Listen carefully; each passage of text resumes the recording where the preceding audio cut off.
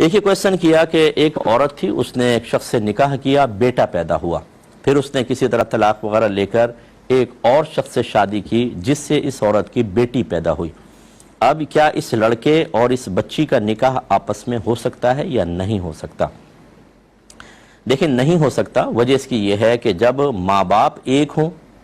یا ماں ایک ہو یا باپ ایک ہو، یعنی جیسا یہاں ہے کہ ماں ایک بچہ اسی عورت سے ہے، دوسرا بچہ اسی عورت سے ہے، باپ چاہے دو ہیں، لیکن یہ دونوں جو ہیں بچے یہ آپس میں اس ماں کی وجہ سے بہن بھائی بنیں گے، یہ اخیافی بھائی بہن کہلاتے ہیں، یعنی ماں کی طرف سے بھائی بہن، تو لہٰذا ان کا آپس میں رشتہ نہیں ہو سکتا۔ ایسے ہی اللاتی اگر ہوتے، یعنی والد صاحب تھے، انہوں نے ایک عورت سے نکاح کیا، بیٹا پیدا ہوا، بیوی کا انتقال ہوا، دوسری عورت سے نکاح کیا، بیٹی پیدا ہوئی، ان کا آپس میں نہیں ہو سکتا کیونکہ باپ ایک ہے۔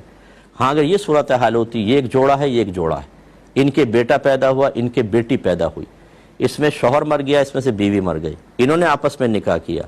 اب آپ دیکھیں یہ جو آپس میں بچے ہیں، اس لڑکے کے ماں باپ علیحدہ، اس لڑکی کے ماں باپ علیحدہ، ان دو بچوں کا نکاح آپس میں ہو سکتا ہے،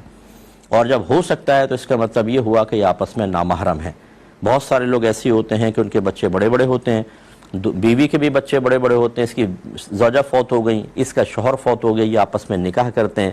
تو بچے بھی قریب آ جاتے ہیں، یہ سب آپس میں نامحرم ہیں، ان کو ایک دوسرے سے پردہ لازم ہی ہوگا، سامنے نہیں آ سکتے، اور ان کا آپس میں نکاح ہو سکتا ہے، یہ ذرا ذہن میں رکھیے گا۔